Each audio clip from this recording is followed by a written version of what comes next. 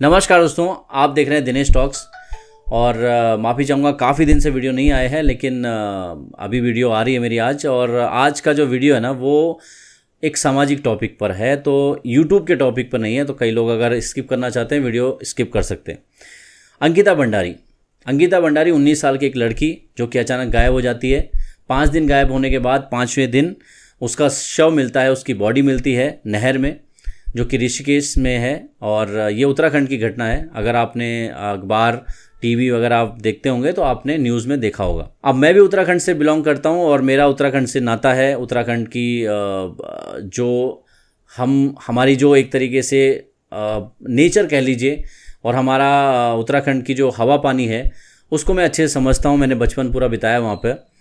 तो वहाँ पर क्राइम रेट बहुत कम है। अगर मैं बाकी जगहों से देखूँगा ना, तो इक्का दुक्का मर्डर के केस कई सालों में सुनने को आते हैं। तो इस घटना में हुआ ऐसा, अगर लोगों को नहीं पता तो मैं आपको बेसिक बैकग्राउंड बता देता हूँ। 19 साल की लड़की थी अंकिता भंडारी, जो कि एक रिसेप्शनिस्ट का काम करती थी।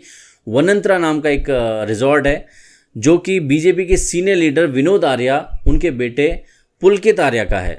वो उसके मालिक हैं। तो वो ऋषिकेश से थोड़ा आसपास ही पड़ता है वो, और एक नहर चलती है वहाँ पर, गंगा से आता पानी।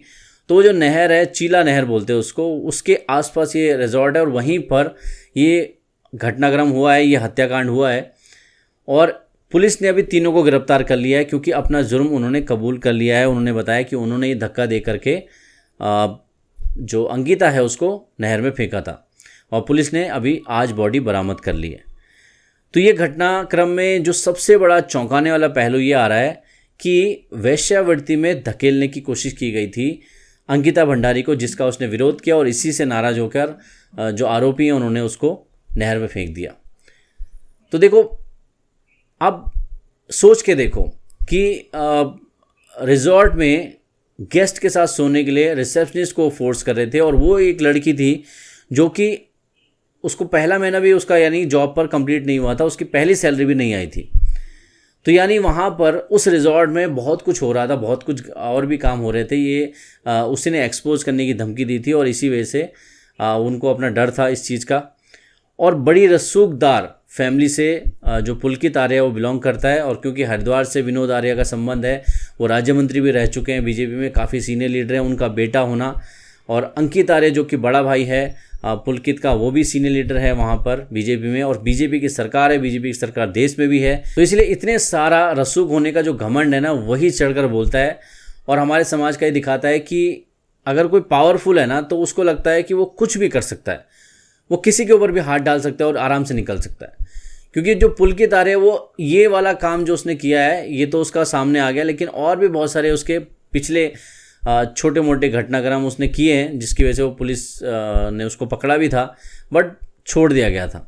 जैसे कि एक फर्जी एग्ज़ाम में उसने किसी और को भेज दिया, वहाँ से उसने फर्जीवाड़ा किया। और जो अमरमणि त्रिपाठी है, जो कि मधुमता शुक्ला हत्याकांड में मुख्य जो थे आरोपी, और जिनको सज़ा भी हुई थी, उनके साथ कहीं उन्होंने कोई एक ऐसे एरिया में गए थे जहाँ पर उनको पकड़ा गया था, यानी उसके संबंध उनसे भी थे। तो यानी अपराधियों से संबंध थे, और अपराधियों के संबंध के साथ साथ ऐसे माहौल में वो बड़ा हो रहा था कि जिसमें रसूख है, पावर है, और पावर का नशा है। लेकिन पब्लिक ने इस वीडियो को बनाने का मेरा मकसद ही यही है कि पब्लिक ने जो इसको जन आंदोलन बनाया, उसी वजह से ये आरोपी पकड़े गए।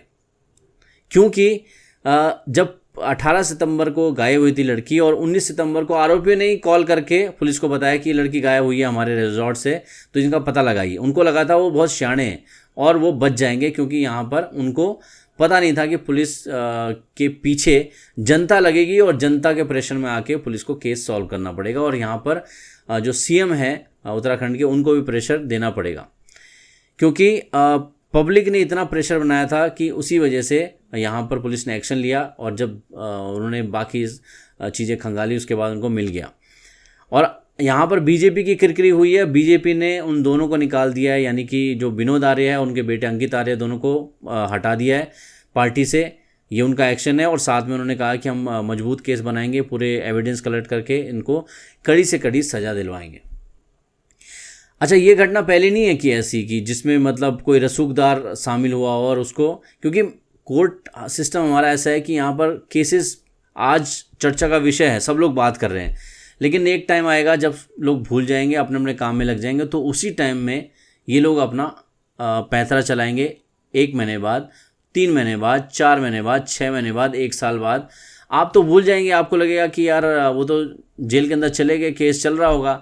बट इसी चीज़ का सहारा लेकर पीछे से कुछ ना कुछ गेम करके, एविडेंस के साथ छेड़छाड़ करके कोर्ट में दलीलें इस तरीके रखी जाती हैं कि केस को ख़राब किया जाए, और जो केस लड़ने वाले हैं आपके अपोजिट में, उनके साथ उनको धमकाया जाए, उनको प्रेशराइज किया जाए कि तुम केस को कमज़ोर करो, केस वापस ले लो। ये बहुत सारी चीज़ें चलती हैं जिसका जिक्र जो है मीडिया बाद में नहीं करती।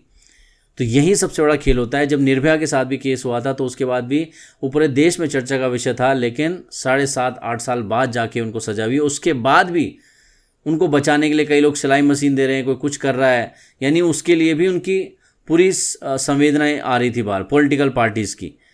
तो भाई साहब यही है कि पब्लिक को अपना जो है ना वो क्लियर रखना पड़ेगा। बीजेपी हो, कांग्रेस हो, आम आदमी पार्टी हो, या कोई भी और पार्टी हो, लोकल पार्टी हो, स्टेट की पार्टी हो, आप उनको किसी एक काम के लिए पसंद करते हो, लेकिन ऐसा उनको फ्री लाइसेंस मत दो कि वो दूसरा काम गलत करना शुरू कर दें। कहने का मतलब ये है कि मान लीजिए आपको बीजेपी पसंद है, आपको लगता है वो हिंदुत्व के लिए लड़ रही है, तो आपको उनकी आइडियोलॉजी पसंद आ गई, मान लेते हैं। लेकिन अगर वो गलत काम कर रहे हैं तो उनको ठोको, उनके खिलाफ आवाज़ उठाओ, चाहे वो कितने भी पसंद हो आपको। अगर आपको आम आदमी पार्टी पसंद है, आपको लगता है कि भाई यहाँ पर ये बहुत ईमानदारी की बात करते हैं, आंदोलन से निकली हुई पार्टी है, तो उनका वहाँ पे आपको पसंद करना चलता है। लेकिन अगर वो गलत काम कर रहे हैं तो उनको वहाँ पर ठोको। अगर कांग्रेस आपको लगती है कि ये तो सेकुलर पार्टी है, ये सेकुलर विचारधारा है, आपको उधर पसंद है, कोई बात नहीं, लेकिन अगर वो दूसरी तरफ गलत काम कर रही है, चाहे वो कुछ भी हो, तो आपको वहाँ पर ठोकना चाहिए। यानी कि पब्लिक को वोट का राइट मिलना का मतलब ये नहीं है कि केवल वोट से हराओ। बहुत बार आप बार बार अपनी आवाज़ उठाते हैं पब्लिक प्लेटफॉर्म पर, कह लीजिए कहीं भी, तो जनता का जो मैसेज है ना वो जाता है। तो यहाँ पर भी यही हुआ है। अभी तो फिलहाल जनता इकट्ठी है, लेकिन बाद में सब अपने घर चले जाएंगे, लेकिन अंकिता को न्याय प्रॉपर मिल पाए इसकी गारंटी कौन लेगा। इसीलिए मैंने ये वीडियो बनाया, क्योंकि ये घटना ने मुझे काफ़ी ज़्यादा झकझोरा है कि यार एक लड़की को उन्होंने वेश्यावृत्ति में धकेलने के लिए प्रेशराइज किया, वो नहीं मानी, उसको उन्होंने नहर में फेंक दिया।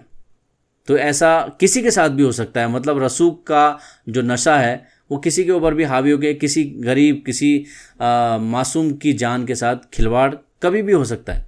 तो इसलिए जनता को हमेशा जागरूक रहना चाहिए ऐसे मुद्दों को लेकर के, और आवाज़ उठानी चाहिए, जहाँ तक मैं समझता हूँ।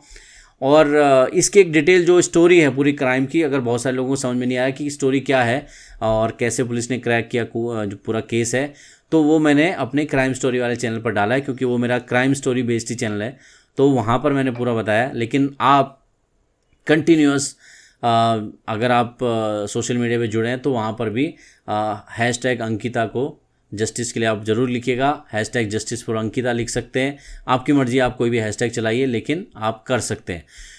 तो ये मेरा मेन था इस मुद्दे के ऊपर सोचना कि ये समाज में तभी होता है जब पावर का नशा होता है, और पावर का नशा पब्लिक भी उतार सकती है। तो आपके हाथ में पावर है, अपना यूज़ करते रहिए टाइम टू टाइम। भले आप एक हैं, लेकिन एक एक करके 100 बनते हैं, और 100 से हज़ार, हज़ार से लाख और करोड़ भी बनते हैं। इसी की ज़रूरत पब्लिक की ही ज़रूरत नेताओं को पड़ती है। तो अपनी पावर का एहसास ज़रूर रखिए और उनको करवाते रहिए।